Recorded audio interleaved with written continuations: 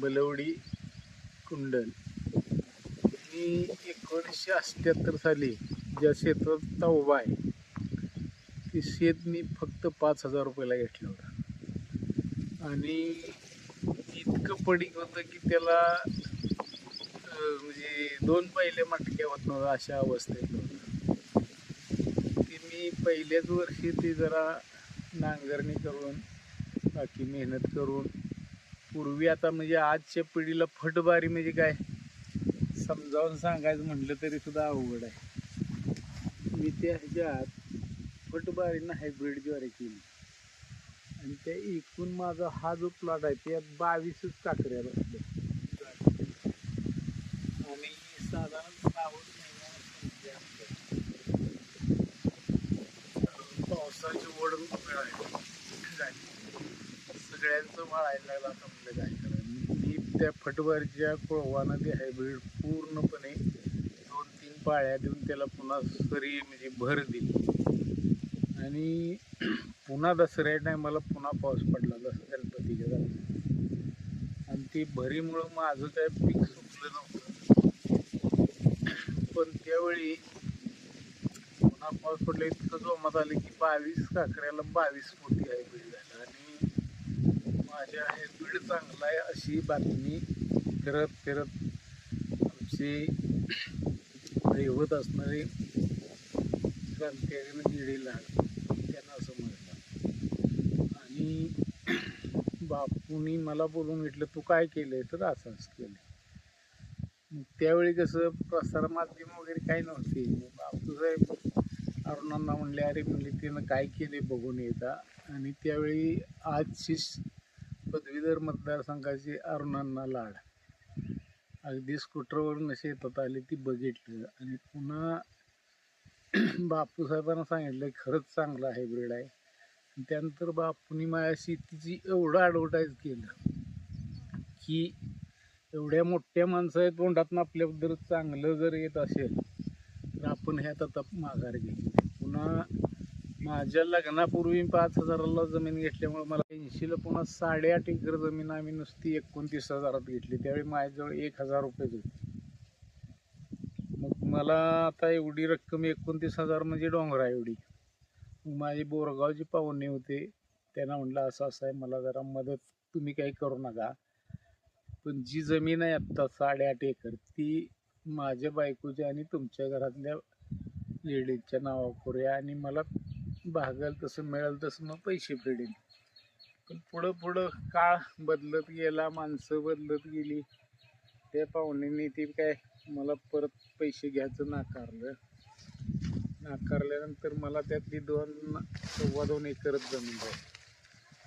ठीक आहे म्हणलं, जाऊ दे आपण हाय ह्याच्यात 4 आणि 2 6 5.5 पावणेचा एकरातच कष्ट करायचं.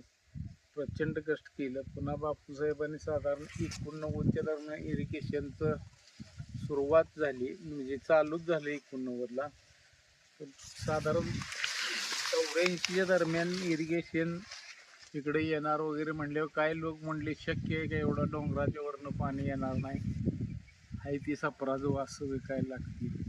तरीसुद्धा मी बापूंनी म्हणजे आमच्या गावात पुन्हा 2 गट तट सगळीकडे असतात तशी होती, पाणी येणार नाही कशाला देतोय तारण वगैरे असं म्हटल्यानंतर मी बापून म्हणलं ठीक आहे गावानं नाही बॉन्ड करू दे, माझी तुमच्या कुंडलच्या शिवाय जमीन आहे त्यामुळे मी पाणी पाजणार.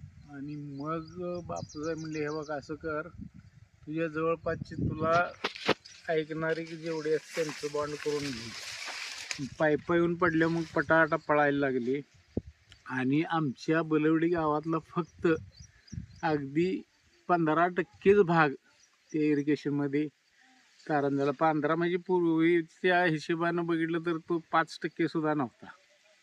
पुन्हा वाढला, पाणी आल्यानंतर पुन्हा काय वाढ झाली आणि असं करत करत पुन्हा 89ला आमचं इरिगेशन चालू झालं. ऊस लागण केला मी आणि त्यावेळी ऊस पारंपरिक पद्धतीचा होता. पण झालं कसं इरिगेशनमध्ये काहीतरी फॉल्ट आला, 1.5 महिना इरिगेशन बंद पडलं माळाच्या जमिनी. माझ्या शेजारी राजाराम बापून सांगली आमच्या गावातले प्रतिष्ठित म्हणण्यापेक्षा अतिशय सज्जन ग्रस्त होते. बापू म्हटलं मला मी बी विकत आणले, पुन्हा ही जर वाळलं तर, आणि म्हटलं मी कर्ज काढून सगळं केलं, मला एक पाणी द्या. त्यावेळी कापडी पाईपा मिळायच्या, मला वाटतं त्यावेळी 300 रुपयाला मी जवळजवळ 60-65 मीटर पाईप आणली आणि त्याचं पाणी मी माझ्या ऊसाला दिलं. त्यानंतर 1-1.5 महिन्यानं आमची स्कीम चालू झाली, पण त्या मधल्या 1.5 महिन्यात मी 2 पाणी दिल्यामुळे माझा ऊस चांगला आला इतरापेक्षा. ती बापूंच्या कानावर बातमी गेली. पुन्हा बापूंनी मला सतत म्हणजे अरे ऊसाला काय केलं, काही नाही म्हणलं बापू. ज्यावेळी आपली स्कीम बंद होती मी शेजारचं पाणी घेतलं आणि त्या प्रेरणेतनं मी आज अखेर आत्ता माझी सध्याकडं 13 एकर जमीन आहे आणि मी 2005-06 पासून केळी पिकात जवळजवळ 2025-26 पर्यंत म्हणजे मी केळीचं माझं क्षेत्र असतंय. मध्यंतरी कोरोनाच्या काळात केळीला दर एकदम कमी झाला, मी लगेच रोटर मारला आहे त्या पिकावर आणि पोपई लावली. आणि कोरोनाच्या काळात पोपई औषधी फळ म्हणून विकलं गेलं आणि मला अतिशय चांगले पैसे मिळाले. त्या ह्याच्यात मी चांगल्यापैकी घर बांधलं किंवा माझं आणि माझ्या मुलाचं आजारपणाचं अगदी 60-65 लाख रुपये जाऊन सुद्धा मला कुठली चणचण मिळाली. आणि एवढं सगळं कष्ट. आणि आमच्या घरात कसं आहे, आता माझी मुलं मोठी झाली, सुना आहेत. आमची दोन्ही मुलं शेती, आणि पूर्वी मुलं लहान होती त्यावेळी आम्ही दोघांनी नवरा बायकोनी साधारण 9.5 एकरापर्यंत खरेदी केली. आणि पुन्हा 2014ला मला दुसरी जमीन कुंडल तिथे निघाली, ती मी घेतली. अशी एकूण माझी 13 एकर क्षेत्र झालं. आणि ही सगळी प्रगती करताना मी एखाद्या कुणाकडं उसनवार किंवा उदार काही आणलं, पण बँक ऑफ महाराष्ट्रानं मला 89 पासून एवढी माझी पत तिथं 30,000ची नव्हती. आज मी माझ्या 4ही कुटुंबाचं 3-3 लाखाचे CCचे अकाउंट आहेत.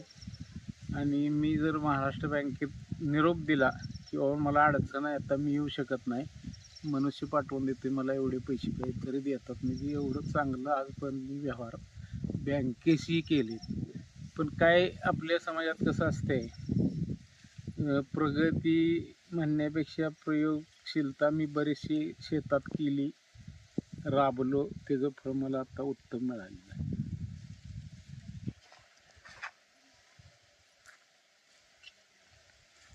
कसं वाटतं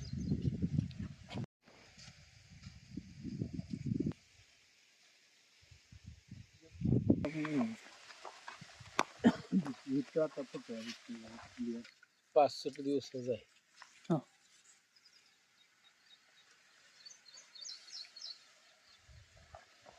मी पूर्वी का नाही प्रत्येक ती मला वाटते होती 10 फुटानंच करत.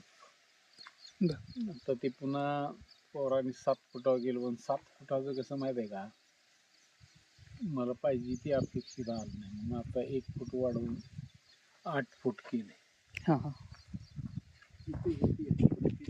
बोलत राहतो. ती कसं आहे माहिती आहे का, कमी खर्च. आणि पूर्वी ज्यावेळी का नाही ही पाण्याची कमतरता होती, ड्रीप सिस्टीम नव्हती, त्यावेळी साधारण 98 साली 10 फूट अंतराने ऊस लावला. आता 10 फूट म्हणजे एकऱ्यात समजा 40 साऱ्या फूट.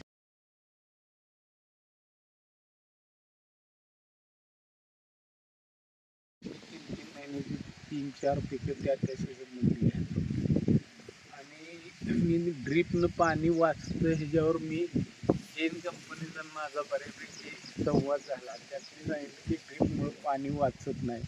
तुमचं म्हणणं एकसारखं मिळतं पाणी पिकाला, ही मान्य, पाणी वाचतं हा मुद्दा मी त्यांना अमान्य करायला लावला. कारण कसं, मी माझी जी 10 फुटाची सरी होती तिच्या 10 फुटाचं लावतो त्यावेळी मी एकऱ्यात 40 सरातले 20च लावणार. आणि ऊसाची भरणी झाली की त्या 10 सऱ्याला पाणी मी 2 तासात भुईपटानं पाणी पाजतो 1 एकर. आणि त्यामुळं 7व्या दिवशी पाणी दिलं की माझा ऊस उच्चांकी, अगदी त्या ऊस बघायसाठी अख्खा महाराष्ट्र आणि अगदी आमचे बापूसाहेब 98ला आले, पुन्हा त्यानंतर नानासाहेब चितळे, बरेचसे. अगदी एक वेळ तर 98-99ला परदेश शिष्टमंडळ एक माझ्याकडे येऊन गेलं. म्हणजे कमी पाण्यात शेती मी करतो हे पटत नव्हतं. म्हणजे अगदी शेजा अगदी काही गावातली माणसं म्हणा हे डोक्यावर परिणाम झालेला आहे. आराभर रान सोडून 2 आरं सोडून पीक घेऊ शकत नाही. तरी सुद्धा मी त्याच्यावर मात करून मी आज माझी वडिलांची मला 20 गुंठ जमीन आहे. मी आज 13 एकर जमिनीचा मालक झालो. म्हणजे टप्प्याटप्प्यानं स्वस्ताच्या काळात म्हणा किंवा मला एक ती व्यसनच होतं बाबा आपणाला जमीन नाही, आपण काय वाटलं झालं तर निदान 4 एकर जमीन झाली पाहिजे अशी जिद्द होती. आज माझी 13 एकर जमीन खरेदीची आहे. चांगल्यापैकी एक घर बांधले आणि घराला सुद्धा मी स्वतः सागवान लावलेलं. त्या सागवानाचं 35 वर्षानंतर मी तोडणी करून माझ्या घराचं सगळं टोटल फर्निचर मी सागवानी केलं. आज बरी जरी आता अवस्था म्हणणे मी आणि लोकांना सांगतो मला प्रगतशील शेतकरी वगैरे काय म्हणतात, कारण आज मी आर्थिक अडचणीच्या सगळ्या महागायच्या नाही. कारण प्रयोग करत करत मी इथं आलो. प्रगतशील शेतकऱ्यांची नावं घ्यायची म्हटलं तर आपल्या महाराष्ट्रात ठराविक 2-3च आहेत. बाकी सामान्य शेतकरी आहेत आणि सामान्यच्या शेतकऱ्यावर झालेली प्रगतशील शेतकरी त्यांना मी काय प्रगतशील म्हणू शकत. त्यामुळं आजची जी महागाई आता 350 रुपये शेतकऱ्याच्या मुलांनी खरं म्हणजे रस्त्यावर येऊन राज्यकर्त्यांना, उद्योगपतींना आणि क्लास 1 अधिकाऱ्याला रस्त्यावर येऊन जाब विचारायची वेळ आल्या. पण मुलं नवीन पिढी भरकटत गेली. या देवाच्या अंधश्रद्धेच्या जातीत भांडणं लावून राज्यकर्त्यांनी आता स्वतःची पोळी भाजवून करायचं प्लॅनिंग केलं आहे असं माझं ठाम मत आहे.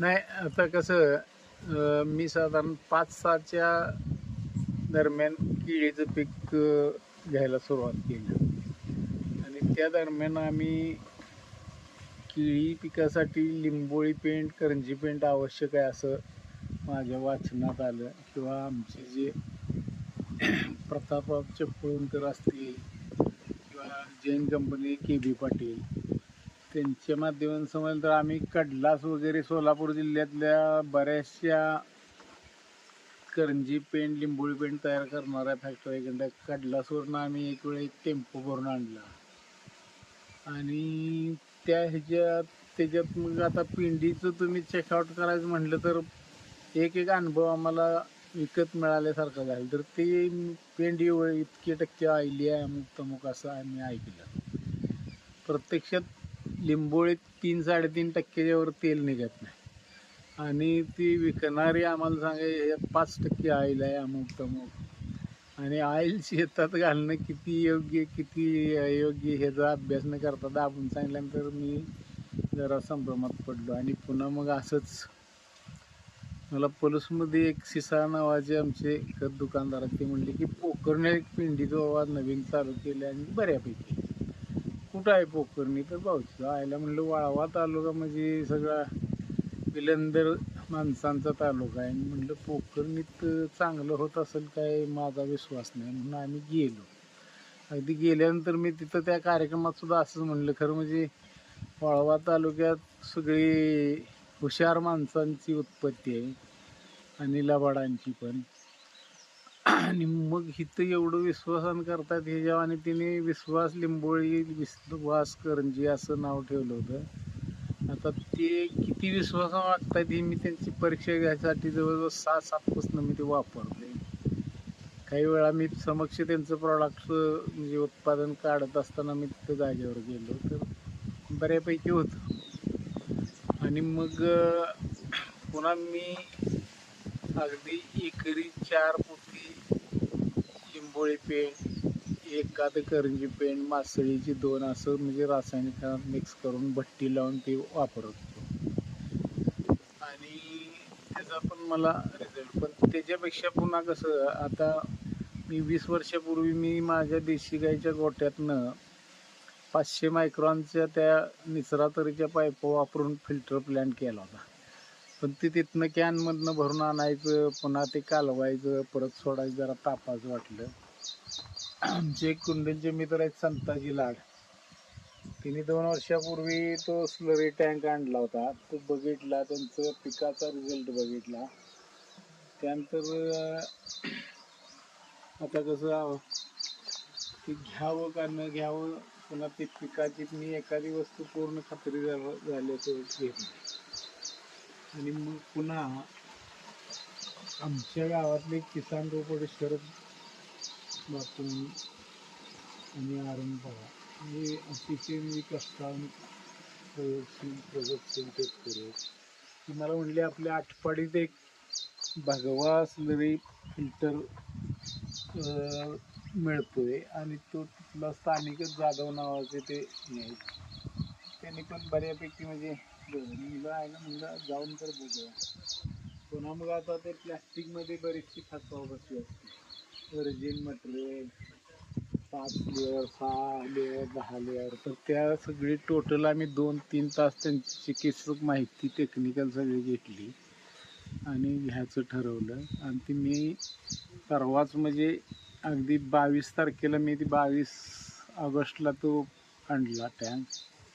आणि त्यामध्ये मग एक वेळ NPKच्या स्लरी करायच्या, पुन्हा दुसऱ्या जैविक करताना मग लिंबोळी पेंट, करंजी पेंट, मासळी खत, आणि मग बाकी ऑर्गॅनिक मटेरियल आपल्या शेताभोवतालीचं घालून आणि शेण आणि गोमूत्र घालून ते करायचं असं प्लॅनिंग केलं. आणि ते आता एवढं चांगलं आहे की ती ड्रिपमधनं जाते. हे ते स्लरी म्हणलं की भरून न्या, आळवणी घाला असला काही प्रकार नाही. आणि त्याचा रिझल्ट आम्ही तासगाव चिंचणीला संजय पाटील मेहरबान म्हणून आहेत, अतिशय कष्टाळू शेतकरी आहेत. त्यांच्याकडं आज आंबा 3 एकर, ड्रॅगन फ्रूट 3 एकर, द्राक्ष 2.5-3 एकर आणि बोर 3 एकर आहे. अतिशय म्हणजे अतिशय चांगलं बोरीचं उत्पादन आहे. ड्रॅगन फ्रूट पण मी आत्तापर्यंत प्लॉट बघितले, तेवढा चांगला प्लॉट मला तरी कुठं बघायला मिळाला नाही. आणि ते सगळं त्यांनी वापरलेलं ते बघितल्यानंतर म्हणलं आता आपण स्लरीशिवाय पर्याय नाही. आणि रासायनिक खताच्या दिवसेदिवस वाढणाऱ्या किमती, त्यातलं खरं किती खोटं किती, NPK त्या पोत्यावर लिहिले त्या पद्धतीने ती उत्पादन करतात का, तिची तपासणीची यंत्रणा नाही. आपल्या कृषी खात्याचं एवढा गंभीर कारभार आहे की त्या पोत्यात NPK असं ते शेतकऱ्याच्या समोर त्यांनी चेक करावं. ती दुकानदाराकडं पैसे घ्यायचे, त्यांना परवाना द्यायचा, ही उद्योग आहे. तर वर्षाला 100-500 रुपयाने किमती वाढत आहेत. आणि शेतकऱ्याची एवढी वाईट अवस्था झाली की शेतकरी शेती करूच शकत नाही. सामान्य शेतकरी, आता आम्ही शेती करतो म्हणजे आमच्या घरातली 4 माणसं, माझ्या सकट 5 माणसं आम्ही राबत असतो, तरी सुद्धा आम्हाला परवडत नाही. नुसती बाजीवर की करून किंवा बांधावरून फिरणाऱ्या शेतीची आणि सर्वसामान्य गरीब माणसाची काय होणार हा गंभीर प्रश्न आहे. येत्या 5-10 वर्षात अतिशय शेतकऱ्याला वाईट दिवस येतील. तर शेतकऱ्याला वाईट दिवस येतील असं आपण म्हणतोय, पण ही जी देशाची प्रगती, बड्या धेंडांची प्रगती, ही जी सगळी आहे ती शेतकऱ्याचं रक्त पिऊनच झालेली.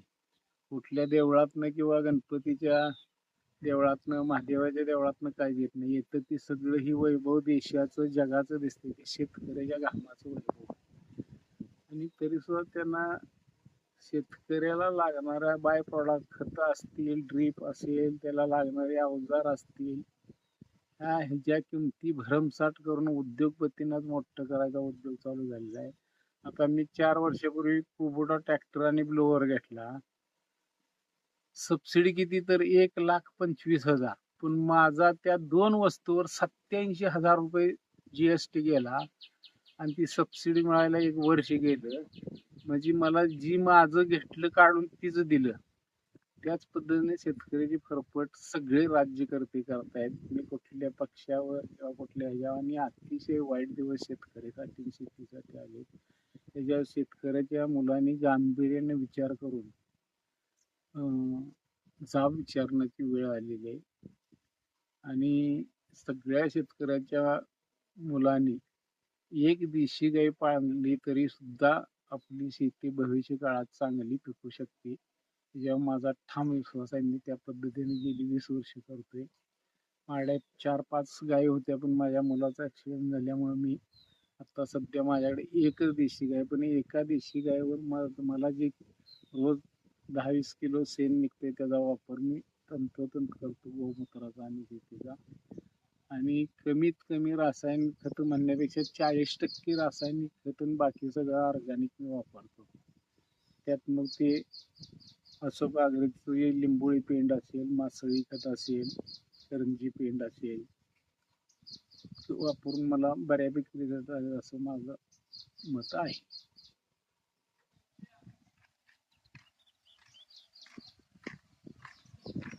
हो बघा, 5 तास म्हणजे त्यानं काहीतरी घरातले आणून टाकणं. आता माझी एकूण 4 बोर आहेत. म्हणजे 2 बोर 3 फेजवर चालतात आणि एक सिंगल फेजवर, मी एक छोटंसं प्यायच्या पाण्याचं. ते माझं ह्याच विहिरीवर माझ्या आता इथून 1.5 किलोमीटर माझी एक जमीन आणि बाकी सगळी इथे विहिरी जवळ. तर सगळीकडं फर्टिगेशन करणं किंवा ह्याच विहिरीचं पाणी, आणि पाणी माझं एवढं स्वच्छ आहे की जमिनीत सुद्धा कमीत कमी रासायनिक तुम्हाला आत्ता जर बघितलं तर ह्या वेळी किंवा ह्या दिवसात एवढं स्वच्छ पाणी तुम्हाला बघायला मिळेल.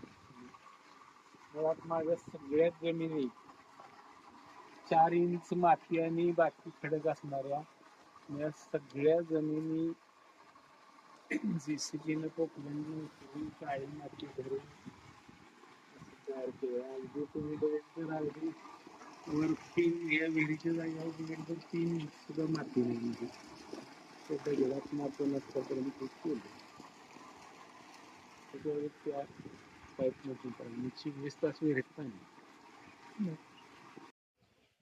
हा, आता आमच्या शेतीचं म्हणजे शेतकऱ्याला त्यात शेती परवडत नाही, पण आमच्यात कसं आहे, आमची मुलं लहान होती त्यावेळी मी आणि माझ्या मंडळीनं बऱ्यापैकी म्हणण्यापेक्षा 24 तास राबवून ते कामं केली. तेच संस्कार मी माझ्या मुलांना दिले. आणि आत्ता सध्या माझी 2 मुलं आणि 2 सुना सकाळी 8:30 वाजले की शेतात असतायत, संध्याकाळी 5:30-6 वाजेपर्यंत. त्याचा परिणाम सुद्धा माझ्या शेतीच्या प्रगतीत बऱ्यापैकी झाला आहे. आणि कसं आहे, चांगल्या माणसांना किंवा कष्ट करणाऱ्या माणसांना पण लोक नाव ठेवत असतात आणि बोंबलं फिरणार. आम्ही काय कोण काय म्हणतो त्याच्यापेक्षा आपल्या घरात आपल्याला बिनकर्जाचं जगता आलं पाहिजे, एवढंच आमचा हेतू आहे. फार मोठं झालं पाहिजे असं काय नाही. जे आहे ती पारंपरिक शेतीतनं किती मिळतं, आधुनिकीकरणात किती. आता आधुनिकीकरणाखाली किंवा सेंद्रियच्या नावाखाली सुद्धा जैविकच्या नावाखाली शेतकऱ्याची प्रचंड लूट चालू आहे. आणि मग विश्वासानं जिथं आपणाला मिळतंय तिथं घ्यायचं एवढं आम्ही ठेवलेलं आहे. त्या पद्धतीने आमची वाटचाल चालू आहे. हा हा,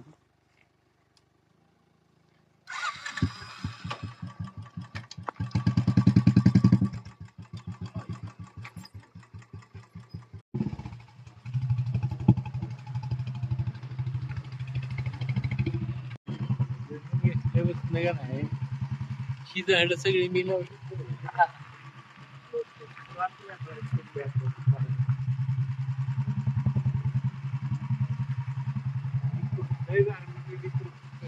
एक म्हणा सगळी झाडं दिसली ना, बरोबर म्हणजे मुलांच्या लग्नात काय चालते मला पाहिजे.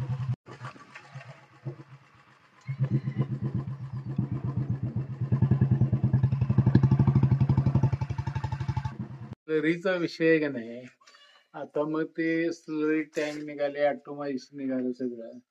मी 25 वर्षापूर्वी बेंगलोरला एका मोठ्या शेतकऱ्याने अगदी माझ्या माहितीप्रमाणे किंवा मी ज्या माणसाकरवी ती माहिती घेऊन ती प्लॅन आणला, तर ते बेंगलोर सिटीतल्या सगळ्या शाळांच्या मुतारीचं कन्स्ट्रक्शन त्यानं केलं. त्यानं त्याच्या फार्म हाऊस सगळा मुत्र एकत्र केलाय आणि तो त्याच्या ठिकाणा किंवा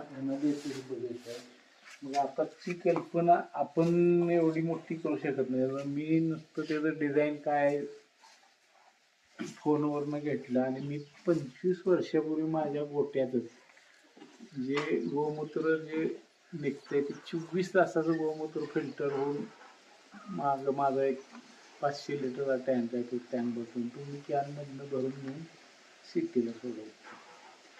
आता कसं आता नवीन परवाच मी नवीन स्लरी टँक वगैरे आणलाय. पण तसं स्लरीचं मी गेली 25 वर्षे अगदी म्हणजे आत्ता इथून पुढं मी 100% करायला ठरवलं. पण मी अगदी 25% स्लरीचा वापर गेली 25 वर्ष करतो. त्यामुळे माझं पीक बऱ्यापैकी चांगलं आणि कमी खर्चात आलं. त्यामुळे मी इथपर्यंत आलो. नाहीतर एक काळ असा होता की आम्हाला छप्पराला सुद्धा म्हणजे कडब्याची पेंडी मिळत नव्हती अशी अवस्था होती. बऱ्यापैकी म्हणण्यापेक्षा शेती करताना तुम्ही मनापासून केली तर काही होऊ शकतं, तुझ्या मला ठाम विश्वास. तुला आता तिथे गेले फोटो दाखवले. 2005ला एकला आणली का नाही, अगदी छोटी होती 8 महिने.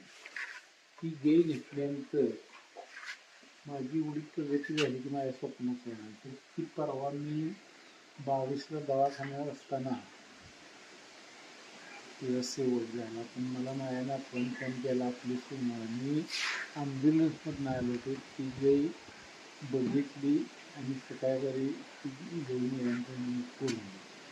तिचं जी खोंड होतं त्या वाढदिवसाला मी त्या काळात 20-20 हजार रुपये खर्च करतो. ती परवाच 1 महिन्यापूर्वी मिळालं. तर ती सगळ्या घरात मी फिरत होतो. मी जिथं झोपत होतो 3-3.5 वर्ष ते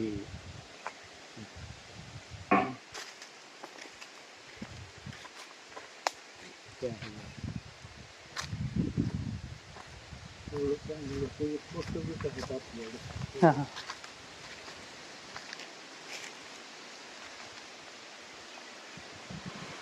वडिलांची पण टाईम आणणार बरं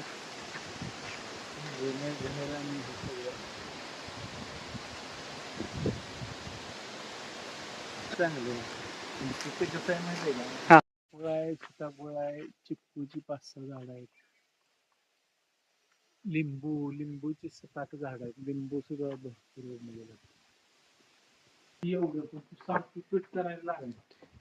आपण इथं स्वच्छता भरपूर आहे. तिकडे राहायला गेलाय तरी चांगलं आहे. नाही तिथं कसं असतंय माहितीये का,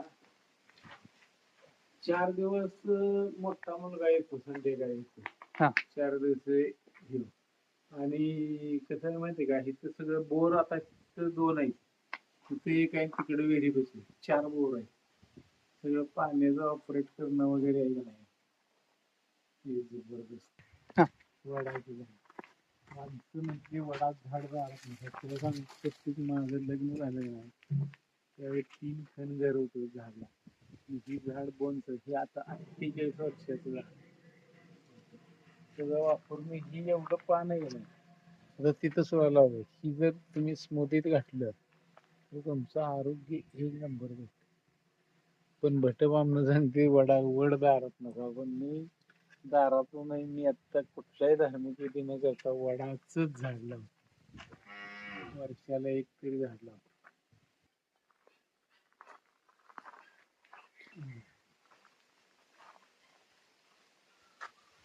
सगळ्या सीझन मधली फुलं आहेत. आता ते उन्हाळ्यात कसं माहिती का, यात मी इतकं कुठलं 1 मेच्या दरम्यान नाही, एप्रिल मध्ये ते उन्हाळा तरी ही आता का नाही 7 झाडं नाही. सगळ्या कलरचा गुलाब आहे. 5-7 प्रकार.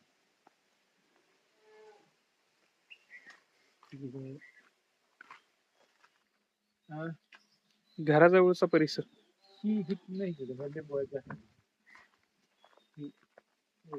पुदिना तुळशी झाड माझ्या प्रत्येक रानात 20-25 फुटावर तुळस नाही सोबत ते नाही प्रचंड मोठे तुळशी सगळ्या घराबसून सगळ्या शेतात आहे तुळशी. हा. तुळस एक तुळस 100 स्क्वेअर फुटातली हवा शुद्ध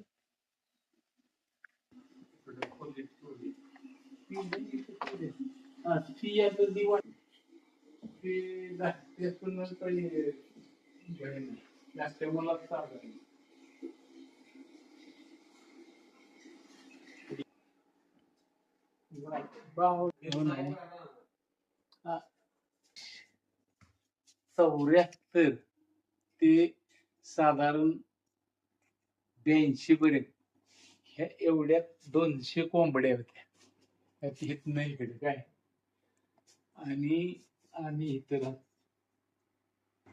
एवढं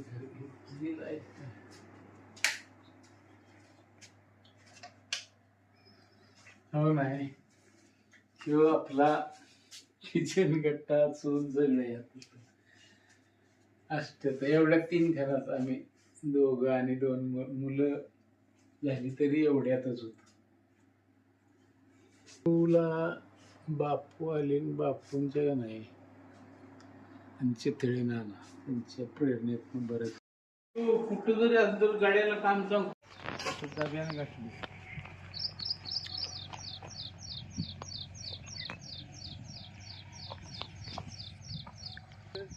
काय झालं मी नवीन होतो काय मी त्या दिवशी नव्हतो त्या मजुरांनी कसं फसवलं मग आमची पोरं काम करते पण कसं आहे कुठल्या ती निवड वगैरे केली आणि 11:30-12ला आलं का नाही पसरलं तिकडं पसरलं आणि इतकं 22 मीला टेम्परेचर होतं की ती उन्हात टाकायचं नसतं आणि पुन्हा 3 वाजता उठली काय हा जी उन्हानं तापलं तेवढं उगवलं नाही मग ते साधारण 10 इंचावर एक गड्डा लावायचा असतो तिने जर त्यांची मजुरी असते त्या वजनावर आणि तिने काय केलं 2 एकरात बी 1 एकर 1.5 एकरात संपवलं थोडं 20 गुंठ्याला कमी पडलं त्यात पुन्हा वांगलं आणि मजुरी घेऊन गेली आणि पुन्हा आम्हाला ती 20-22 दिवसांनी कळलं जी दुपारी 3 नंतर लावलं तेवढंच उगावलं ती सकाळी लावलेलं पण उगावलं नाही दुपारचं पण उगावलं नाही असं झालं. ह्याच्यात माती 13 लाख रुपये भरली अशी सरी सोडत होतो माती पावसानं तिकडं काय गेली इकडे गेलेली आमच्या विहिरीकडे झाली आता मग पूर्व पश्चिम सरी सोडून हिथं ही निघतील तेवढे अजूनही मी 9-10 इंच उचलणार पुढल्या भरीला आणि आता ही आत्ताच्या भरीत निघाली दगड ती काढणार काल पण झाली पाण्याचं मातीचं संधारण पण झालं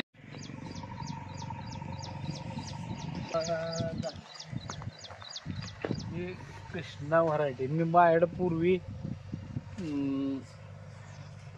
आता हिरव्या वांग्या प्लॉट होता पण त्याच्यावर भयंकर ह्याच्यावर रोग कमी येतो असं म्हणतायत पण मला पटलं नाही औषधही मारायला लागतात आठवड्यात तरी पण आम्ही बऱ्यापैकी जैविक म्हणजे लिंबोळी तेल काल साधारण 15 पिशव्या निघाल्या 300 किलो तिसऱ्या तोड्याला निघाल्या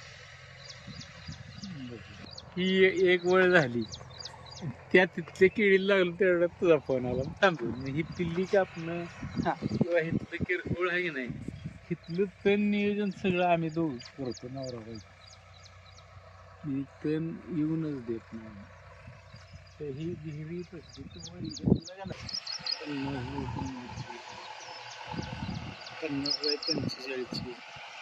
ही कधी काढली? ती काढली 2016ला ती कारखान्याचं घाण पाणी होतं कमी पाणी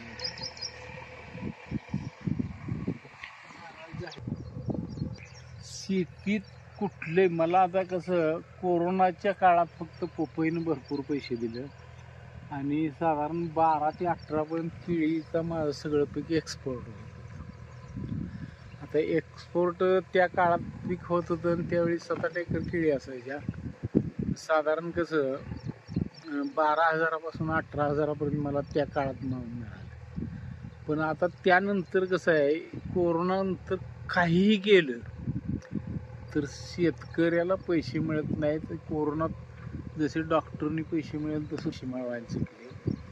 कारण शेतकऱ्यांना अगदी देशी गाईचं तूप जरी केलं आणि अगदी अमृतापेक्षा एखादं चांगलं पीक किंवा चांगलं तरी सुद्धा ते घेणारा दलाल दर ठरतो. त्यामुळं शेतीचा आत्ताचा काळ फार वाईट आहे.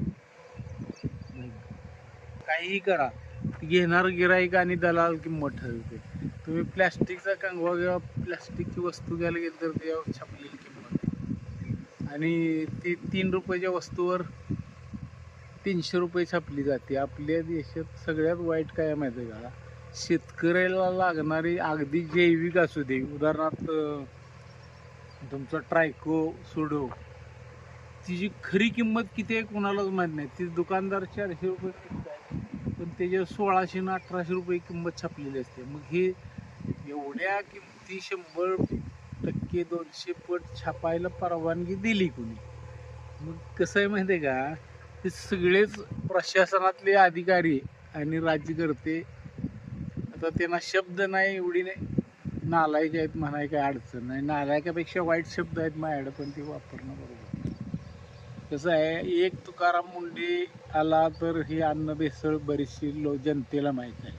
ह्याच्या आधी देश 80 वर्ष कसा चालला, प्रशासन होतं का नाही. आणि ही भेसळ वगैरे भानगडी ह्या सगळ्या 90 नंतर चालू झाल्या. 90 पूर्वी माणसं फार चांगली होती. 90 नंतर सगळे हे भ्रष्टाचार करायला शिकले. शेतकऱ्याच्या मुंड्या मोगारा हे राज्यकर्ते आणि प्रशासन. आता खरं आजचा जर काळ बघितला, काय प्रशासकीय अधिकारी नवीन जी मुलं आहेत ती फार चांगली, पण जे प्रमोशन घेऊन म्हणजे शिपायाचा PSI झालाय तो फार करप्टेड माणूस. पण आजच्या आता कसं, आमच्या आजचं विषय म्हटलं तर आमच्या तालुक्यात असणारे BDO, तहसीलदार आणि प्रांत बादल नावाचे, ते एकदम तरुण, इतके सरळ आणि चांगले आहेत की असली चांगली माणसं प्रशासनात किती दिवस ठेवणार का त्यांच्या मुंड्यात बदल्या करणार हे प्रश्न पडाय. अनेक आमचे विस्तार अधिकारी माळी म्हणून होते, त्यांच्या ती रिटायर झाली परवा, त्यांच्या सर्व्हिसमध्ये त्यांना एकही गैरवर्तणुकीची नोटीस किंवा त्यांना एकही त्यांनी जिथे काम केलं एकाही माणसाने त्यांना तक्रार केली. सगळेच आले, पण जे 97-98% भ्रष्ट म्हणजे प्रशासन आहे. आणि राजकारण 100%पेक्षा जास्त भ्रष्ट माणसं निवडून येतात. त्यामुळे शेतकऱ्याची वाटात हा. दिसते ना, कोणा समोर नाही दिसते.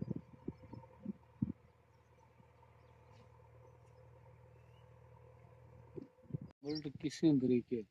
आता आम्ही 70-80 रुपये डझनाला आणतोय.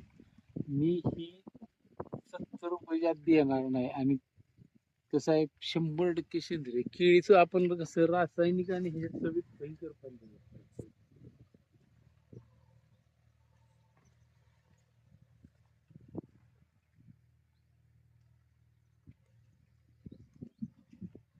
कसं आहे माहिती का, सगळे केळी असू दे, आता कसं झाले माहिती का, पूर्वी ज्यावेळी 5,000 रुपये टनाचा दर होता त्यावेळी मी 5-6 ला केळी पहिल्यांदा लावली. आणि त्यानंतर केळीत सुद्धा आपण उच्चांकी पीक काढत आणि विशेष म्हणजे केळी पीक 2005 पूर्वी खानापूर तालुक्यात प्याच्या पाण्याची अडचण होती. पहिल्यांदा खानापूर तालुक्यात केळी लावायचा माझ्या आणि एक मित्र आळसूंची तानाजी सुर्वे आणि हरवड्याप्पा आम्ही तिघांनी आणलं. आणि केळीत सुद्धा आपण उच्चांकी केलं. उच्चांकी म्हणण्यापेक्षा जवळजवळ 58 टनाचं आपण हायएस्ट उत्पादन काढलेलं आहे केळी. आणि त्यामुळं केळीमुळं आणि केळीच्या ज्यावेळी कोरोनात रेट खाली आले त्यावेळी पोपईने, ह्या 2 पिकांनीच मला बऱ्यापैकी चांगल्या अवस्थेत आणलं. पण आज आता कसं झालंय, केळीचं सुद्धा केळी घेणार 15 रुपयानं, बाहेर विकणार 250 रुपयानं.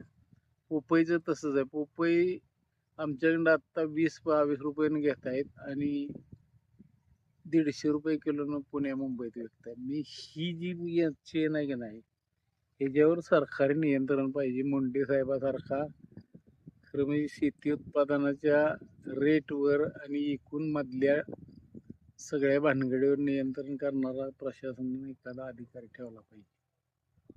आणि आजचं वातावरण हे महागाई बघितलं तर शेती कुठलीच परवडत नाही अशी अवस्था आहे. त्याचं पीक मी ह्या वर्षी पहिल्यांदाच केले.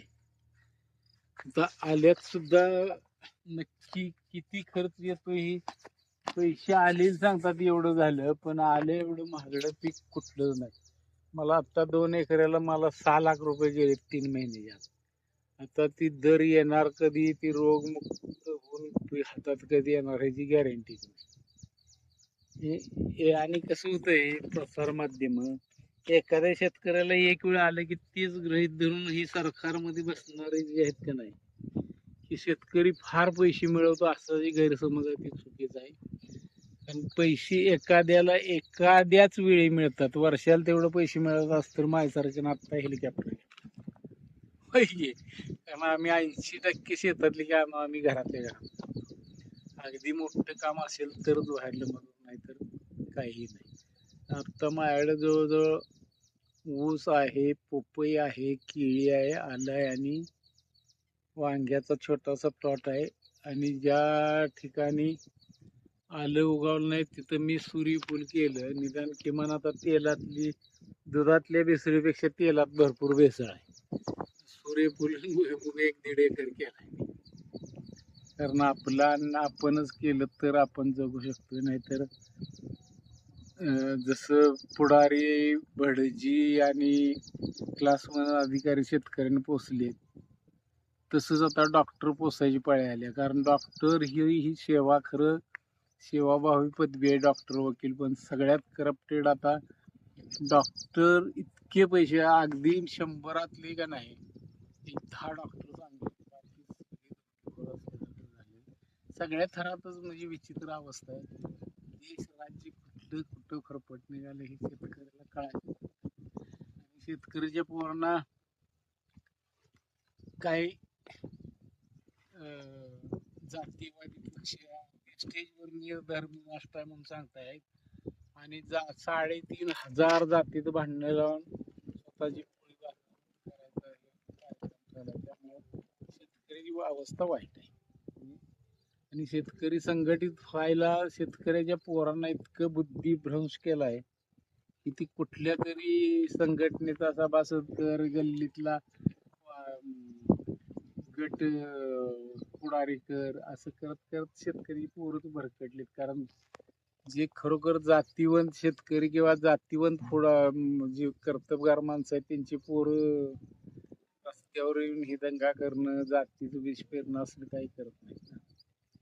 त्यामुळे एकूण वाईट अवस्था आहे शेती दृष्टीनं, एकूण समाज व्यवस्था दृष्टीनं. त्याच्यावर सगळ्यांनी मिळून विचार करून काहीतरी काढलं पाहिजे.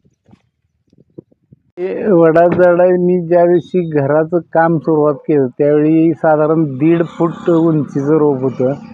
मी कुठलाही धार्मिक विधी न करता सुरुवात करतो. तर हे आता 4 वर्षापूर्वी घराचं काम चालू केलं ते झाड आहे. आणि ही जे घराचं सगळं रेलिंग असेल, फर्निचर असेल, ते मी स्वतः झाडं लावून त्याचं तयार केलेलं आहे सगळं.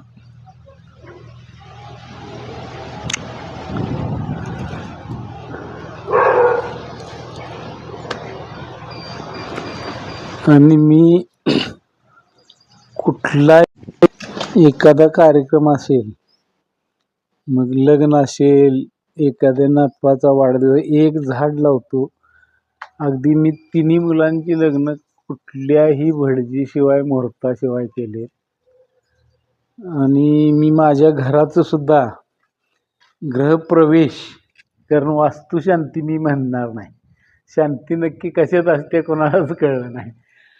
आणि मी 7 विद्वांचे हस्त केले. आणि माझ्या हॉलच्या एंट्रीत पहिल्यांदा गौतम बुद्ध, तुकाराम महाराज, शिवाजी, जिजाऊ, फुले, सावित्रीबाई, बसवेश्वर, अहिल्याबाई होळकर शाहू महाराज, अण्णाभाऊ साठे, गाडगे महाराज, आंबेडकर, क्रांती अग्रणी जी.डी. बापू लाड, क्रांतिकारी नाना पाटील यांच्या महामानवांना अभिवादन करून 7 विधवांच्या हस्ते गृहप्रवेश केला.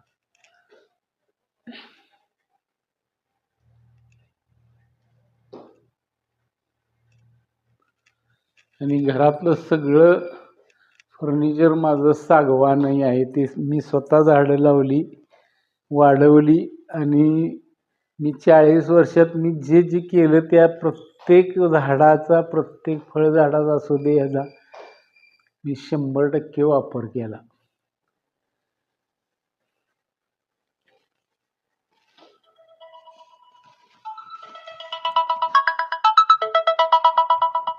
हॅलो,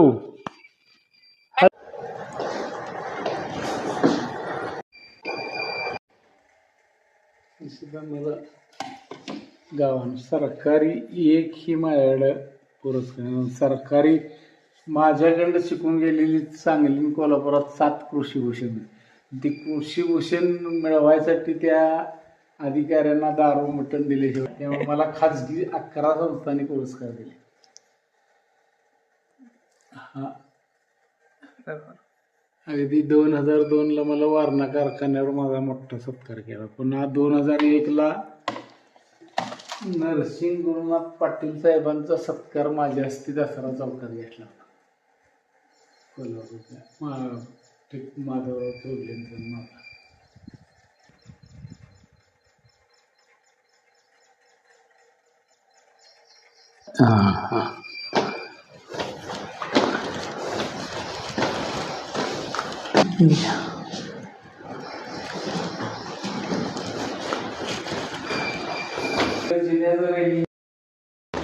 बेड असेल सगळं मी लावलेलं सागवानाचं आहे, म्हणजे पूर्ण.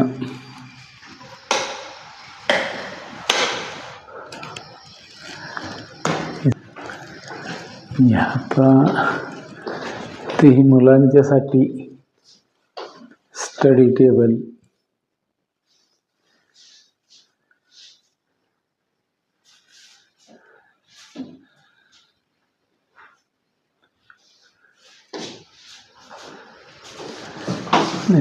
बाहेर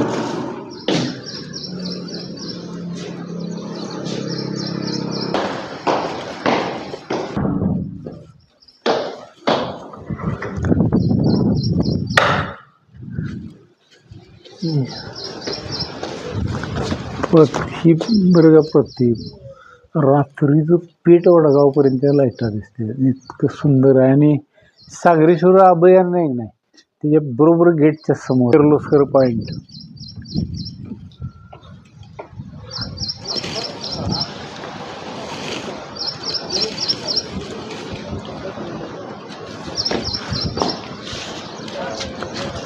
नातवाला आता कसं, मी आयुष्यात जे ठरवून ते सगळे यशस्वी झाले. मी मुलं चांगली सुशिक्षित व्हावी म्हणून मी 7 वर्ष किर्लोस्करवाडीत जाऊन राहिलो. मला शिक्षणात मात्र मुलांच्याकडं अपयश आलेलं आहे. आता नातवांच्याकडं भरपूर अपेक्षा आहेत, पण आता ते ह्या सगळ्या एकूण शिक्षणात पण बरंचसं काय नाही. ते पोकरणी जे आलेत, हा बरोबर, परत आईला घेऊन ये की, नाही आलीस तर परत.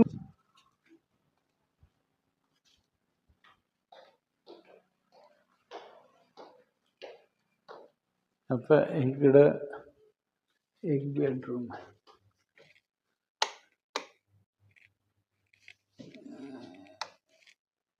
आता हे सगळे बेड टोटल सागवान आहे सगळं. हो, तर ती मी ही कसं माझ्या एका ठिकाणी गेलो नाही, कुठलाही आर्किटेक्ट नाही, मला जसं वाटतं तसं मी करून. आता प्रत्येकानं आहे 7-8 पोती शेंगाई बसते, एवढा स्लॅब आहे तिथं त्या एका ह्याच्यावर.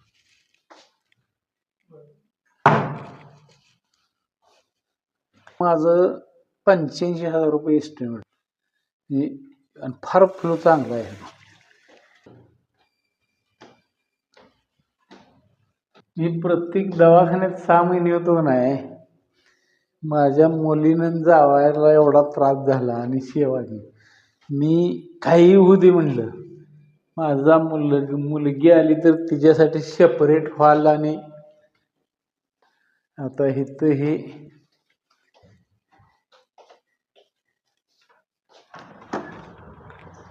ही ग्रंथालय कम तुमचे हे आहे.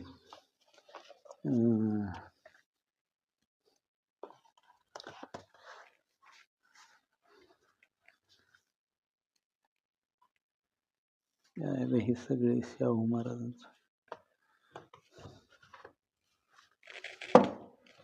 असं.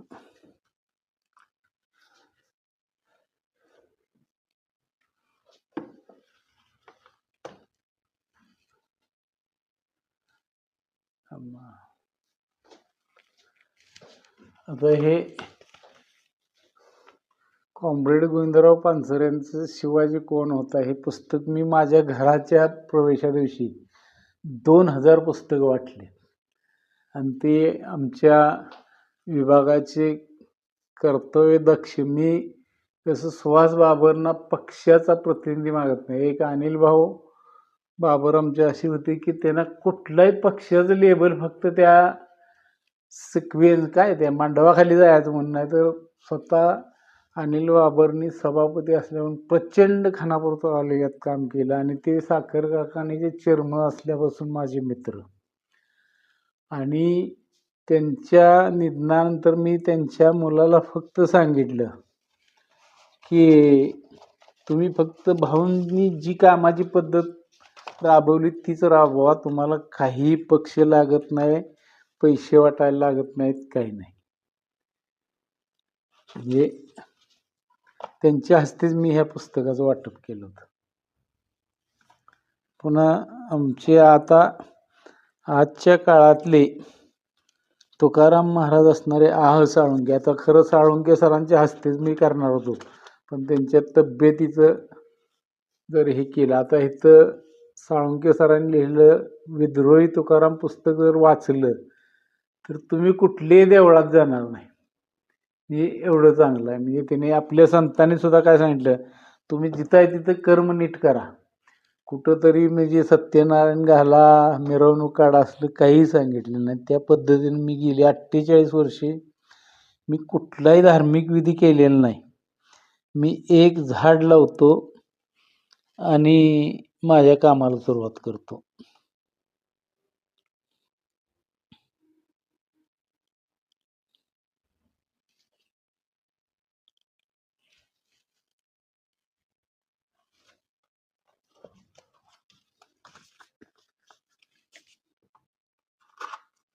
गृहप्रवेशच्या वेळी मी प्रत्येक येणाऱ्याला पुस्तक वाटलंच, पण माझ्या डोक्यात आमच्या घरात देवघर, टी व्ही आणि फ्रीज नाही. कारण माझ्या डोक्यात एकच होतं की आपल्या निदान मोबाईलनं इतर सवयी मुलांना लागण्यापेक्षा अगदी आठवड्यातनं 10 पानं मुलांनी वाचलं तरी सुद्धा वाचनाची संस्कृती होईल. आणि माझ्याकडे आता गेल्या वर्षी 2 मुली गरिबाच्या येत होत्या. 2-3 तास त्या अभ्यास करणार, जाणार. अगदी भविष्यात माझ्या डोक्यात एक गरीब मुलांच्यासाठी MPSC UPSCची जी पुस्तकं आहेत ते आणून ठेवायचे, आणि ज्याला पाहिजे तिने इथं येऊन वाचा, अगर तुम्ही घेऊन जावा, तुमचं काम झालं की परत आणा. फार तर त्याला 5-50 हजार रुपये जातील, पण मी ती माझ्या डोक्यात प्लॅनिंग आहे. म्हणजे आपण शेती करायची आपल्या चैनीसाठी असला माझा उद्देशच नाही. मला माझ्या ह्या कष्टाच्या घामाच्या पैशातनं भावानो आपल्या घरातले असू दे, शेजारी एखाद्या गरिबाचं जरी, आणि माझा एक अनुभव आहे, तुम्ही चांगल्या म्हणजे निष्ठावान गरिबाला मदत केलेलं फार मोठी पुण्य लागते. मी परवाच कोल्हापूरमध्ये माझ्या मुलीच्या घरात अगदी 3री-4थी असल्यापासून धुणं भांडी करा येणारी मुलगी 12वी झाली आणि तिला 94% मार्क आहेत. मी खरं दवाखान्यात गेलो होतो, ती मुलगी दिसल्यावर तिनं मला सांगितलं मला एवढी मार्क पडली. आमच्या जावयानं म्हणले की काका मला एक जुना लॅपटॉप. मी माझ्या खिशात पैसे होते तेवढी मी 5000 रुपये दिले आणि तिला येताना सांगितले जुना घेऊ नको, नवीन घे, तुला आणि काही पैसे कमी पडले मी देतो. मी कुठल्याही भिकाऱ्याला किंवा देवासाठी एक रुपया खर्च करत नाही. पण जी पोरं आता आमच्या गावात जी पोरं 90%च्या पुढे येतात 10वीला त्यांना मी ओळख असू दे नसू दे घरी नेऊन 500 रुपये देतो. पण मी देवासाठी आणि भिकाऱ्यासाठी एक नया पैसा खर्च 48 वर्षात केलेला नाही. मात्र 48 वर्षात प्रत्येक आता शुभ अशुभ पण मी मानत नाही. प्रत्येक चांगल्या कार्यक्रमाच्या वेळी मी एक झाड लावतो वडाचं आणि पिंपळाचं. एक अशी अवस्था होती की मला राहण्याइतपत घर नव्हतं आणि झाड लावण्याइतपत जमीन नव्हती. त्यावेळी मी एका कुंडीत माझ्या लग्नातलं झाड लावलेलं आत्ताही माझ्या जुन्या घराच्या समोर 48 वर्षापूर्वीचं झाड, वडाचं झाड बोन्साय केलेलं आहे.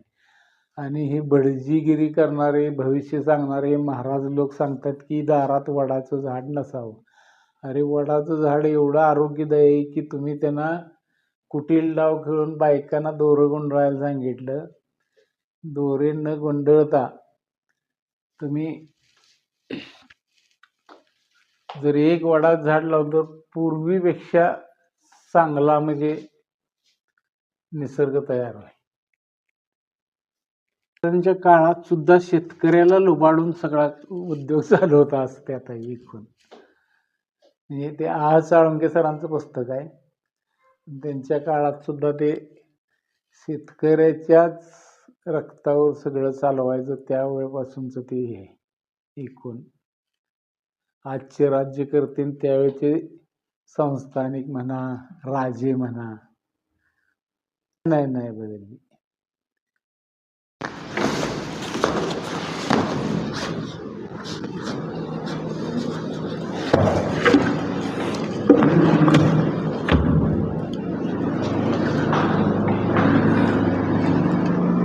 त्याला ही दाखवलं की अल्बम शून्यातलं.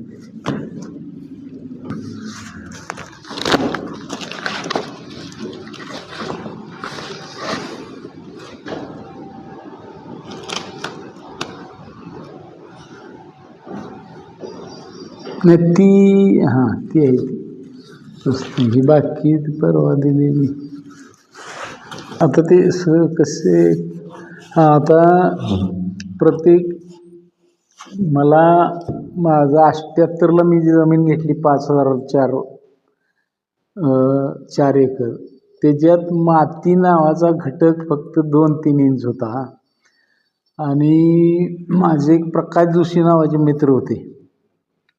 त्यांचे वडील किर्लोस्करांची पूजा वगैरे करत होते. पण तो क्रांती साखर कारखाना आणि महात्मा फुले कृषी विद्यापीठाने शेतकरी मेळावा आपल्या शेतात घातला होता. आणि त्या काळात अनिल भाऊ बाबर आमचे आमदार होते. ते विधानसभेत भांडायचे की आम्हाला टँकर द्या, प्याला पाणी नाही. आणि अनिल भाऊंना त्यावेळी नरसिंगराव पाटील म्हणले, अहो तुमच्याच मतदारसंघातला एक शेतकरी असा ऊस पिकवत होता. अनिल भाऊंना आमच्या गावात 2-3 रघुनाथ पवार असल्यामुळे काय कळलं नाही. आणि पुन्हा भाऊनी माहिती घेतली. खरं म्हणजे ज्या दिवशी ती चर्चा सत्र होतं त्या दिवशी मग मी भावना बोलवलं. तर त्या दिवशी तत्कालीन अर्थमंत्र्यांचा खानापूर आठवड्याला दौरा होता. भाऊनी मला सांगितलं तर एक अर्धा तासभर येईन. पण ती माझ्या सगळं शेतीचं आणि विद्यापीठातले सगळे तज्ज्ञ मंडळी आलेली होती. म्हणजे डॉक्टर भास्कर जाधव असतील, चिपळूणकर सर असतील, प्रकाश चौगले वगैरे सगळी मंडळी होती. तर त्या दिवशी अनिल भाऊ आमच्या शेतावर सकाळी 10:30ला आलेले 5 वाजेपर्यंत शेतावर होते. त्यांनी मंत्र्याचा दौरासुद्धा डावलला. म्हणजे इतकी कर्तव्यवर आमदार आम्हाला लाभले. त्याच पद्धतीनं आमच्या तालुक्यात आता बऱ्यापैकी त्यांच्या प्रेरणेनं बरंचसं शेतीवरचं काम झालं आहे. फक्त आता राहिलेला विषय शेतकऱ्याची दलाल पिळवणूक करतात त्याच्यावर कोणीतरी आवाज उठवला पाहिजे. हे के.बी. पाटील ही एक ज्ञान ही परदेश शिष्टमंडळात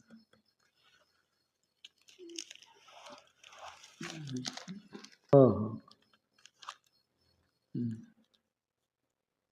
शेवटचं गाव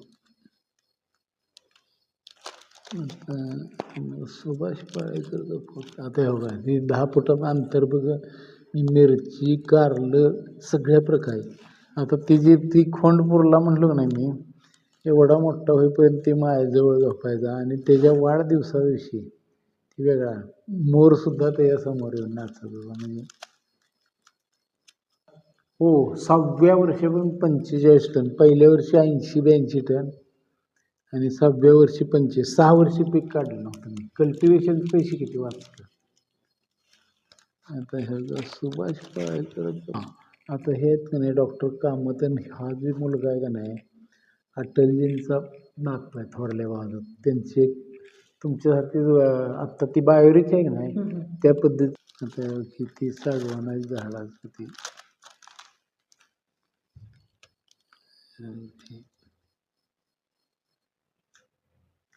चितळे नानांच्या आता ह्या की ती मी म्हणतो ना मी झोपलं ती खोंड बघ ही मी ऑपरेशन आजारी तो ही गाय मेली मी ॲम्ब्युलन्स घेऊन आला होता त्यावेळी जमिनीची ही अशी अवस्था होती 1-2 इंच माती होती पण ती नांगरलं का नाही सगळा मुरुमवर यायचा आणि तशा जमिनीत मी कोरडवाहू पिकं आता पहिलं पिकं घेतली बऱ्यापैकी मग सांगितलं फटवारी करणं वगैरे आणि आमच्या बापूंनी साधारण 89ला इरिगेशन आल्यावर मी विहीर काढायचं प्लॅनिंग केलं तर आमचं एक म्हणजे जे किर्लोस्करवाडीत जे प्रकाश जोशी म्हणून होते त्यांचे बाबा किर्लोस्करची पूजा अर्चा करणं वगैरे सगळं करत होते आणि माझा एक मित्र म्हटला का ते मुहूर्त बघायचा विहीर काढायचं बाबू वडजींच्याकडे जाय बाबू वडजी म्हणले रघुनाथ तू माझ्या प्रकाशचा दोस्त आहेस हे असलं काय नसतंय खरोखर तो म्हणजे बाबू वडजी नावाचे जोशी होते बाबू वडजी ते पोटासाठी पूजारकी करत होते तिने कुठली अंधश्रद्धा सांगितली नाही मला म्हणले तू पक्काचा माझा दोस्त आहेस तुझ्या हातात यश आणि तुझ्या पायात लक्ष्मी आहे लक्ष्मी बिक्ष्मी 6-12 हाताची नसती तुझी बायको आहे ती लक्ष्मी आहे तिच्या हस्तेच तुम्ही दोघं कुदळ मारा आम्ही कुदळ मारली आज त्या विहिरीत बाबू वडजींनी मला एका धनगराच्या माणसानं सांगितलं म्हणजे देव कुणीच आपल्या संतांनी सुद्धा विचारले की देव कुणाला सापडलं तर आम्हाला पत्ता द्या तसं मला एका धनगराच्या माणसानं सांगितलं होतं देव मातीत आणि आपल्या आईबाच्या पायात असतो तर मी त्या विहिरीला मी आणि माझ्या बायकोनंच त्यावेळी माझा मोठा मुलगा हो 2 नंबरचा हो म्हणजे मुलं लहान असतानाच मी किंवा मुलं कळती होईपर्यंत माझी जी आज बघताय शेती त्यातली 80% शेती माझी पोरं 10वीच्या आत असतानाच डेव्हलप केली आम्ही दोघांनी आणि आता मग बऱ्यापैकी चालले आता हे शून्य आता हे जे बापूने 98ला भेट दिली का नाही माझ्या शेताला आता हे बघा हे माझं विहिरीचं विहीर काढल्यानंतर बापूने लय पीक चांगलं आहे म्हणून बापू ज्यावेळी 98 आले त्यावेळी हे झाड बापूंच्या डोक्यावर होतं आता ते 90 फुटापेक्षा जास्त उंच आहे म्हणजे बापूंनी परस्पर ही केलंच पण भेट दिल्यानंतर माझं भयानक म्हणजे ॲडव्हर्टाईज केली पुन्हा दुसरा एक प्रसंग तुम्हाला म्हणतो की मी जी बापूंनी पाणी आणल्यानंतर मी माझ्या घराजवळ नारळाची झाडं 50 लावली त्याचा पहिला नारळ आम्ही देवाला कुठल्या किंवा देवळात जाऊन न फोडता जेडी बापूंना दिला आहे त्यावेळी माझी मुलगी 7वीला होती आज माझ्या मुलीची मुलगी कॉलेजला आहे म्हणजे हे सुद्धा आणि त्यानंतर 98ला जेडी बापू येऊन गेल्यानंतर नानासाहेब चितळे आणि कंपनीला सुद्धा मी चॅलेंज केलं होतं की ड्रीपनं पाणी वाचतंय ही तुम्ही सांगू नका फक्त ड्रीपनं पाणी सगळ्याला समान पडतं एवढंच सांगा आणि मी त्यांना पटवून दिलं आता मी साधारण ही 10 फूट अंतराचा ऊस आहे का नाही समजा एकऱ्यात मगाच ती बोललो आहे मी खरं एकऱ्यात 40 सारे असतील तर पहिली 3 महिने 20 साऱ्याला पाणी ऊसाची भरणी झाली की 10 साऱ्याला असं मी 2 तासात 1 एकर पाणी पाजवतो त्या काळात नानासाहेब उद्योगरत्न असणारे नानासाहेब चितळे आणि चितळे वहिनींनी भेट दिली त्यानंतर माजी खासदार विश्वासराव पाटलांनी दिली आणि त्याच्या पुढं जाऊन आमच्या कुंडलचे एक क्रांतीवीर मामासाहेब पवार, मी सायकलवरून जाताना त्यांच्या शेताजवळनं जात होतो, ते रोज मी सायकलवरून जायचो आणि तिने असंच कुठनं तरी रस्त्यानं मी लावली ना झाडं बघितली आणि एकाला विचारलं की कोणाचे आहेत. हे म्हणले ती कुठलं पोरगं काय करतं, म्हणले कायम बापूंच्या बरोबर. ते मामासाहेबांनी पुन्हा मला 99 साली भेट दिली.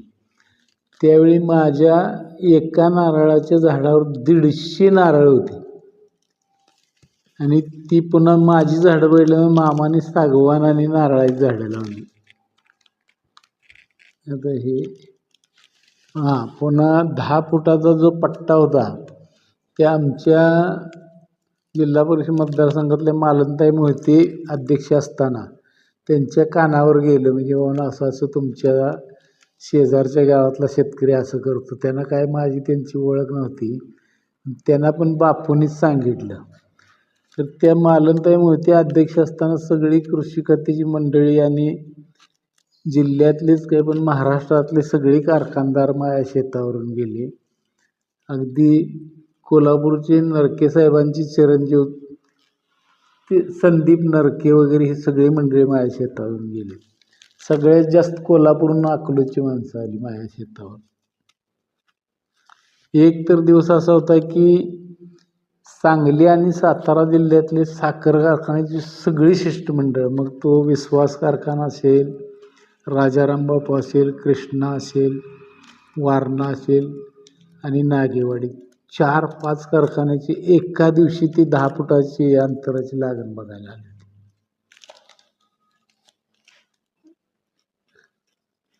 पुन्हा एक सुभाष पाळेकरांनी सुद्धा माझ्या शेताला भेट दिलेली आहे. फोटो पण आहे पुढं, जुनं धरण तिथला परिसर आहे बघा.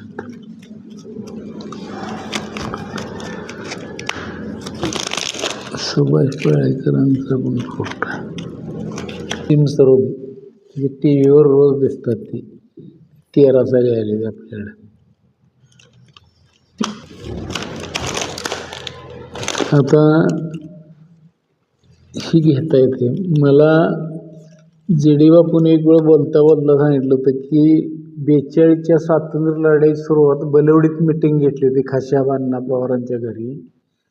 तर रघुनाथ आपल्या क्रांती कारखान्याचं शेअर भांडवल बलवडीतनंच पहिल्यांदा चालू करायचं आणि मी पहिला चेक बापूंच्या उपस्थितीत शेअरचा दिला आणि आज आता बापूंच्या नावानं जो क्रांती सहकारी साखर कारखाना आहे तो अतिशय चांगल्या पद्धतीने चालू आहे.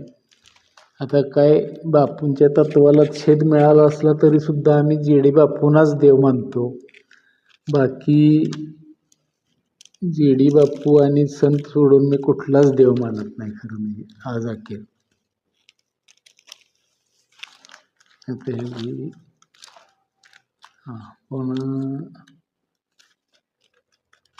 संधी हे आता कोल्हापूरचे अरुण नरकेंचे चिरंजीव, त्यांनी सुद्धा माझ्याकडे साधारण 2007-08च्या दरम्यान शेतीला भेट दिलेली. आज अखेर म्हणजे शास्त्रज्ञ आहेत, जवळजवळ ते 22 राष्ट्रात काम करतात. ते माझ्या शेतावर एकूण 2005 ते आज अखेर 6 वेळा आले. Doctor K B. पाटील.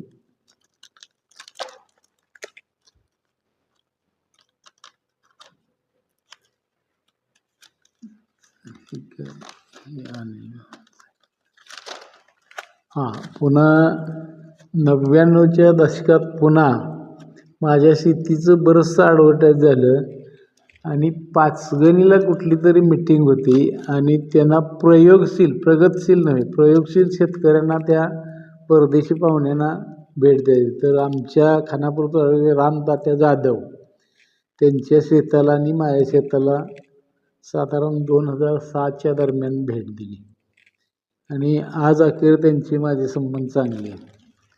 फक्त मला इंग्लिश येत नाही तर पत्रव्यवहार वगैरे ते देतात. मला कुठल्याही कार्यक्रमाला या म्हणजे येणार म्हणून सांगितलं पण माझी तेवढी हे नाही. हे माझ्या माहितीनं 2002च्या दरम्यानचं आहे.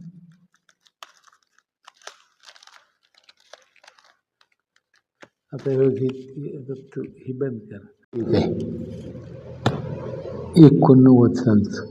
हां, आता ते आरशी पाटील जी होती की नाही ऊस संशोधन केंद्राची, कोंब कापावा का मोडावा त्याच्यावर बराचसा चर्चा आमची झाली. पुन्हा हे शेती खाते हे संजू माने आता आपण ज्या तिथं मगाशी गेलो नाही, नुसतं दगड होतं त्याच्यात ही माती भरलेली. सगळ्या शेतं मी दगडाची घेऊन असे माती भरून तयार केली.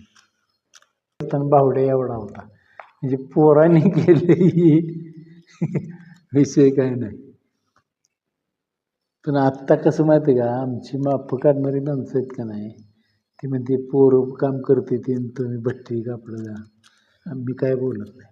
आता योगी आंतरपीक ते हे सुद्धा म्हणजे 3.5 7.5 मध्ये 10 फुटात अशी मी आंतरपिकं घेतली. वसंतराव माळी सर तरी म्हणलं फोटो गेला. अमरावती म्हणजे 0 बजेट सिटी आहे ती.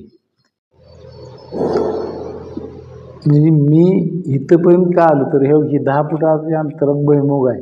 काही प्लॉटमध्ये मिरची असायची, कारली असायची. कारली असताना अरुण नरकेंची ती कंपनी आहे. ही एका ठोंबात म्हणजे 100 ऊसात एकर लावत होतो मी त्यावेळी. कसं माहिती आहे का, 1500 फूट म्हणजे 1 एकर आहे का नाही. तर मी 2.5 मध्ये 3 फुटावर एक डोळा लावतो. 3 फुटावर एक डोळा लावले का नाही, 52 ऊस होते ह्याच्यात आणि 178 किलो ऊस. हायेस्ट 52 ऊसाचा ठोंब होता. 178 किलो भरला. हे आता हे नाना चित्र्यांचं एक वहिनींचा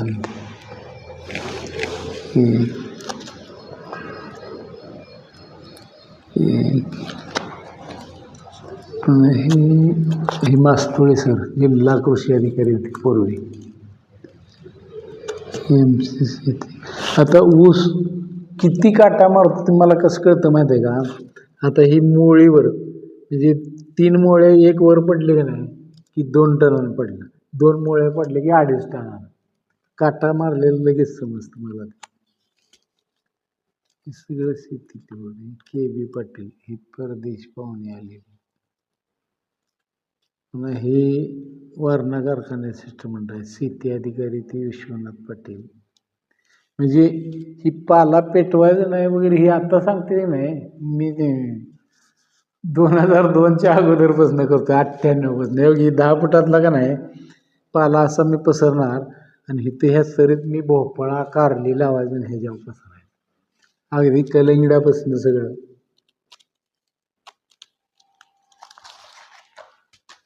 हे डॉक्टर भास्कर जाधव आहेत बघ, ऊस संशोधन केंद्र आहे सगळे. मगाशी फोन आला नाही ते ह्यांचाच, आपण आता आले. पुन्हा हे ही लोकरी मावा काल नाही एका प्लॉटमध्ये तंबाखू होती आणि एका प्लॉटमध्ये कारली. अजिबात आलं नाही. 2002चा प्लॉट आहे. अरुण नरकेंची सगळी मॅनेजमेंट आली 2-3 वेळा आपल्या शेतावर. त्यांचा स्वतःचा मुलगा आहे. नाही कारलं हे पहिलं केळीचं पीक. हे जैनचे अग्रोनॉमिस्ट आहेत फुके साहेब.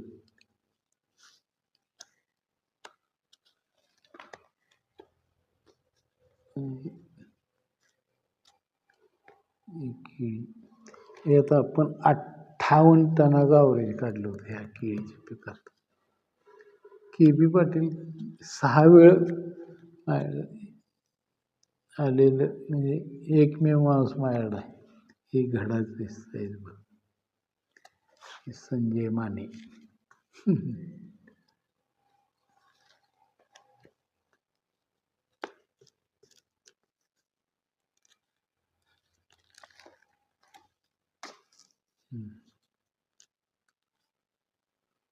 आता हे हळदीत सुद्धा आपण गुंट्याला म्हणजे अंतर ठेवलं. ही 6 फूट अंतरानं मध्ये ताक करायचं, त्याचं आच्छादन करायचं. ही बिभीषण पाटलाकडे आहेत फोटो.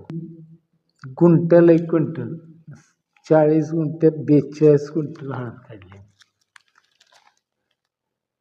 हे स्वतः असं भर देणं बिणं. हे सगळे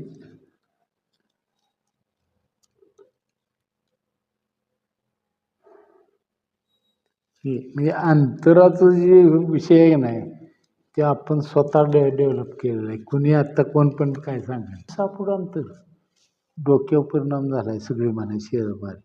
पण गुंट्याला 1 क्विंटल हळद काढली. आता ही आता बंगला जिथं आहे की नाही ती शेत असं होतं घेतलं म्हणजे ज्या दिवशी मोजणी आली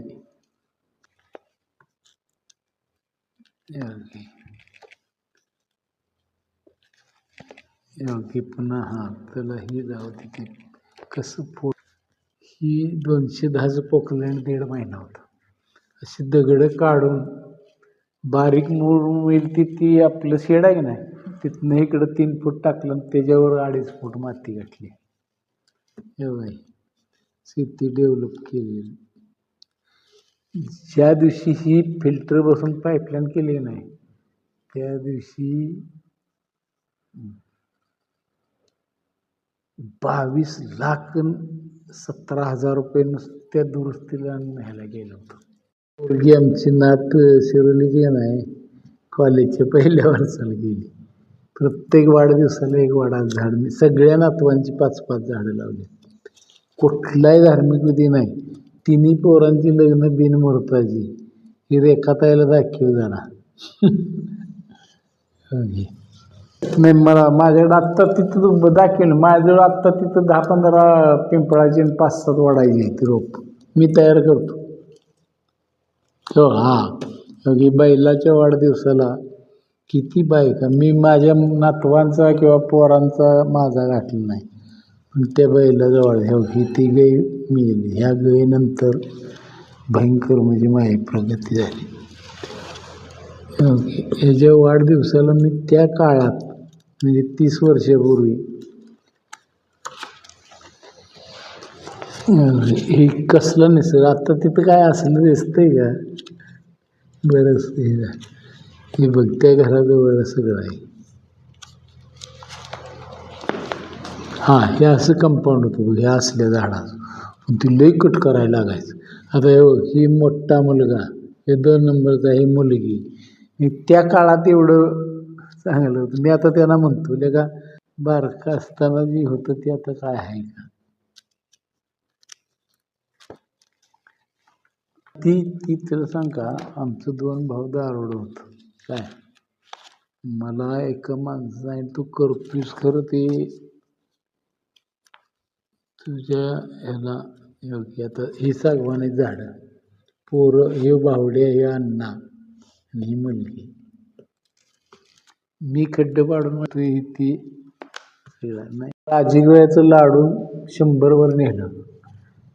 प्रत्येकाला इतकी गाडी चालू केली तर गाडीची पाठ सोडत नव्हती मागे केळं किंवा माकडे येते अगदी की आपण रघुनाथ पवारांच्या घरी जायचं आहे तर 150ला पुन्हा आले बघा ते गाडीतून उतरले होते आल्या आल्या झाडाला पाणी घालायला लावलं. हे नाना पाटलांचे नातूसभा म्हणजे हमीद दाभोळकर आणि पुन्हा परवा गणपतराव कोळी म्हणून आहेत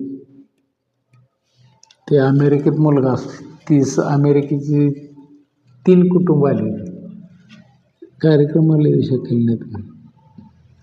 हे सगळे अजून माणसं जी राहिलीत का नाही बाहेर ते अजून येतील मध्ये आधी. हे हमीद दाभोळकर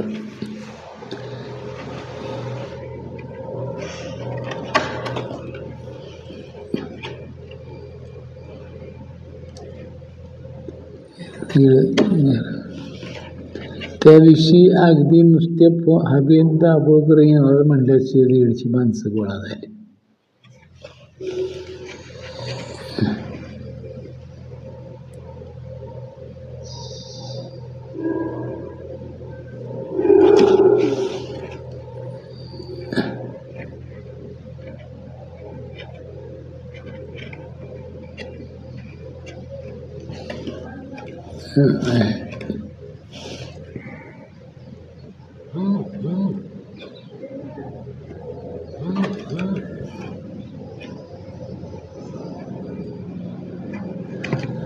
आता मी बंगल्याला सुद्धा नाही, माझी एक मंडळी का नाही लग्न झालं 7 महिन्यात वाढली ती. आता हो की पुन्हा 98च्या दरम्यान नाही, ही तुषार गांधी ती सिस्टम आलं का नाही त्यावेळी आली तुषार गांधी. पुन्हा हे भगतसिंगांचा भाचा आहे, तो गेल्या वर्षी विट्यात आला. पण ह्या माणसाची मेमरी किती आहे माहिती आहे का, 98ला मायाला आली होती. ती खरं फोटो ती साधक फिरवून रील होते ना, ती कुठं ती एक सापडलं, ते दाभोळकरांचं सापडलं ह्याचा. तर सुभाष पाटलांनी मागल्या 2 वर्षापूर्वी ह्या अरुण गांधीला म्हटले, हे आमचे सहकार्याने एक प्रयोगशील शेतकरी 1-1.5 सेकंद माझ्याकडे बैठले, तुमच्याकडे आलो होतो म्हटले. 98ला आला होता माणूस माझ्याकडे, तुषार गांधी. ही डॉक्टर बाबूराव गुरव.